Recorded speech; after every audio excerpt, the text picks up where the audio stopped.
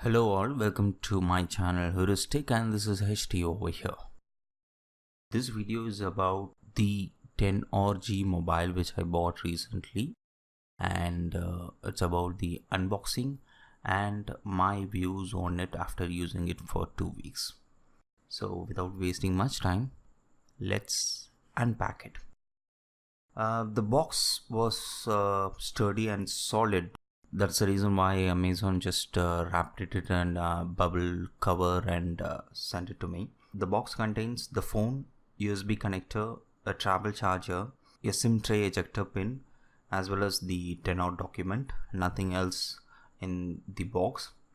So let's see what exactly the specifications of this particular device is, because I obtained the 10RG with the black metal. The device runs on a Snapdragon 626 octa-core processor, which presumes to outsmart the Snapdragon 625 by just a small margin. And this Snapdragon 625 is used in the Redmi 4, and that's the reason why people are calling particular 10RG as a killer for Redmi 4. It has a 5.5-inch Full HD IPS display, but unfortunately there were no capacity buttons in the front side, so this reduces the actual display sizes to a little margin. It boasts two variants, one with 3GB and 32GB of IM, and 4GB with 64GB of IM, and I opted for the 4GB one.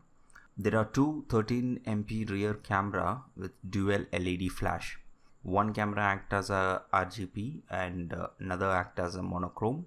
It's been more interesting if it is of telescopic type rather than being a monochrome.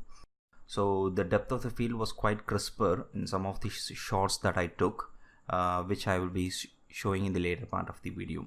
There is one 16MP camera in the front with the flash, and it's much crisper and better than the rear camera itself, because some of the shots that I took, even in low light as well as in the night, was quite good with the front camera.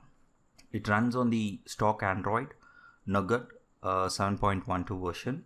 The main reason is this particular stock Android.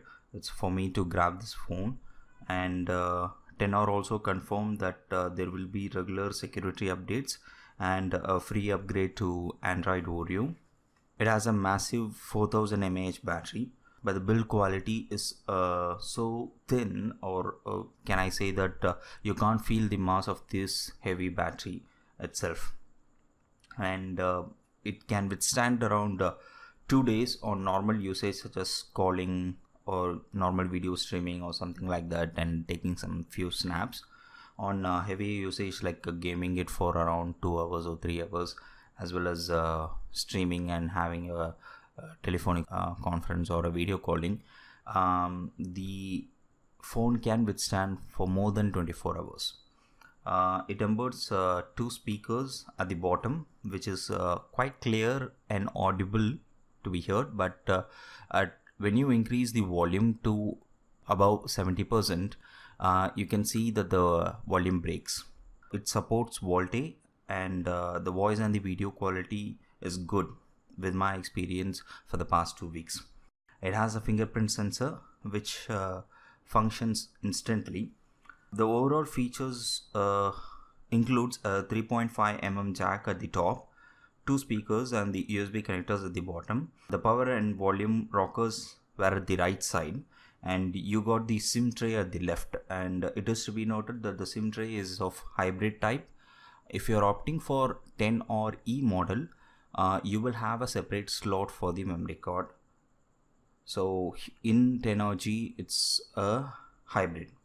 The front side features the 16MP camera, proximity sensor, notification light, and in the back with the noise reduction mic, rear camera, followed by the fingerprint sensor and the 10R logo at the end. The overall build quality of this particular device is good, and for me, I felt it's too slippery, so I've been waiting for the rubber case. On the initial boot, the boot logo was quite good. Following it, we could see some first installation steps that's common in all the Android phones. The OS is purely stock as they have mentioned, and we could see some Amazon apps like the Kindle, Amazon Store, as well as the Amazon Prime Video, which could be removed, and you also have a widget which could be removed. So the main factor is that there are no other apps or unwanted programs that runs behind it. So it's a clear Android phone. An initial CPU-Z run shows the processor as Snapdragon 625, and I'm not sure why it shows as 625 when Tenor claim it's as 626.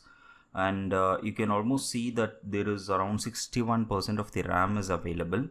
I probably think that's more than enough to make the device run so smoothly, and I played almost NFS as well as the Temple Run without any problem. There were no lags, and I can't feel any heating at the behind because I just felt it little warm. That's it. There is no heating issues in my particular device. And one of the major aspect that I found so specific with this phone is that if you can just see the image, you can see that there is available storage of around 98% is available for use. So which almost substitutes to around 50 GB of the overall space. So that's more than enough for us to carry forward. Even if we don't plan to have an extra memory card, this is more than enough. And the battery temperature and the sensors seem to be working better for me. So let's see some of the snaps that I took. The daylight images are quite crisper and it's good. As you can see that some of the images were good, and I took some bokeh effect as well, and even it came out very well with the depth of field. But the night images or the night snaps were not that good, and usually with the Android phone that we could see there might be some noises accompanying it, and this is also seen in the particular 10RG mobile phone even. So I had a comparison. I made a comparison of the depth of field, that the bokeh effect, as well as the normal snaps. So let's have a look of those depth of field and how good it is. The left one will be showing you the depth of field snaps, and the right one will be the normal pics. I request you to post your views on this particular snaps and share about the image quality, because I feel that the depth of field is quite good in these pics. And I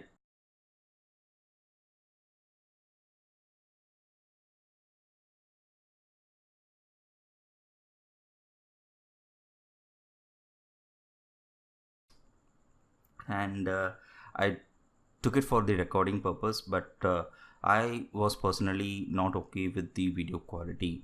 Here's a sample of the rear camera that I took, which was on full HD, and this was shot in a room light and with the image stabilization turned on.